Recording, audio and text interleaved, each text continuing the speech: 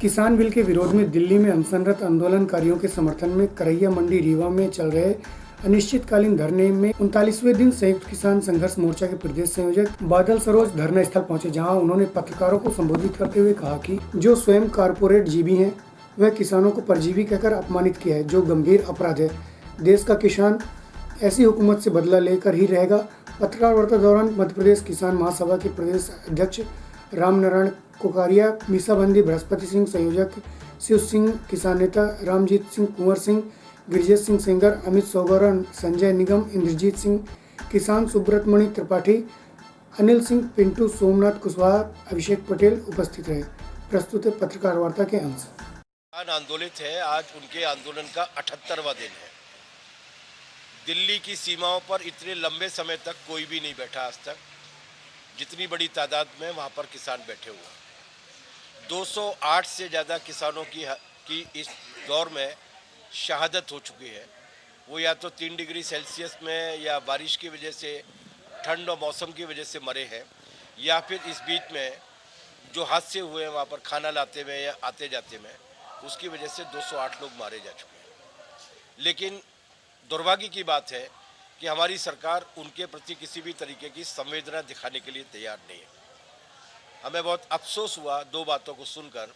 एक तो कृषि मंत्री जी ने संसद में बयान जो दिया आखिर में डिस्कशन के बाद, चर्चा के बाद, उसमें उन्होंने ये कहा है कि उन्हें किसी ने नहीं बताया कि इन कानूनों में काला क्या है। ये बहुत असत्य बयान था। मैं झूठ शब्द का इस्तेमाल नहीं कर रहा क्योंकि वो संसदीय नहीं है। ये बहुत असत्य और चौंकाने वाला बयान था।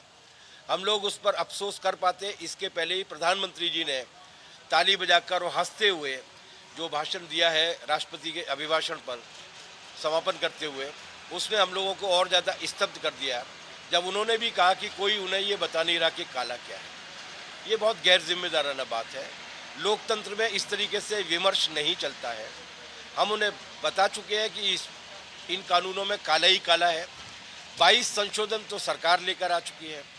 खुद सरकार ये कह चुकी है कि हम 2 साल के लिए इसको स्थगित करने के लिए तैयार हैं। इसका मतलब सरकार भी मानती है कि समथिंग इज़ रॉन्ग समवेयर, लेकिन इसके बाद भी वो सवाल पर गंभीरता के साथ चर्चा करने के लिए तैयार नहीं है। उनका जो रुख है वो बहुत शर्मनाक है। इस देश में तानाशाह भी रहे हैं। हम लोगों ने इमरजेंसी भी देखी है। बृहस्पति सिंह जी भी जेल में थे, हम लोग भी 20 महीने तक मिसाकी जेल में रहे। लेकिन इतना ज़्यादा अहंकार जो भारतीय संस्कृति में कहीं नहीं पाया जाता। भारतीय संस्कृति की खास बात यह है कि इसने व्यक्ति पूजा का निषेध किया है, अहंकार का निषेध किया है।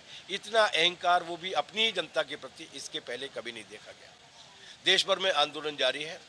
सरकार उस आंदोलन के साथ जो व्यवहार कर रही है वो बहुत ही विचलित कर देने वाला है। पहले उन्होंने कहा कि ये खालिस्तानी बैठे हैं।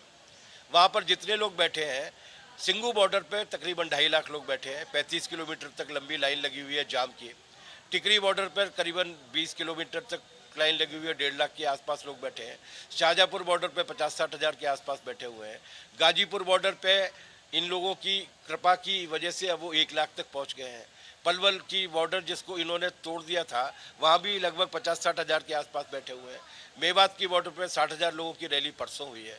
कोररिया जी वहाँ पर 2 महीने तक रह के आए हैं। अजय तिवारी जी भी रह के आए हैं।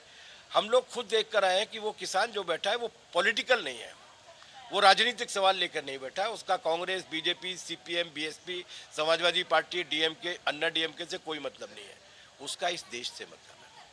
इसलिए उन्होंने बहुत ही योजनाबद्ध तरीके से ये तय किया है। 3 काम उन्होंने किए हैं जो इससे पहले इस आंदोलन में कभी नहीं हुए। महात्मा गांधी जी के काल को अगर छोड़ दिया जाए तो, पहला, कितना भी दमन हो, कितना भी दुर्व्यवहार किया जाए, आंदोलनकारियों की तरफ से हिंसा नहीं होगी।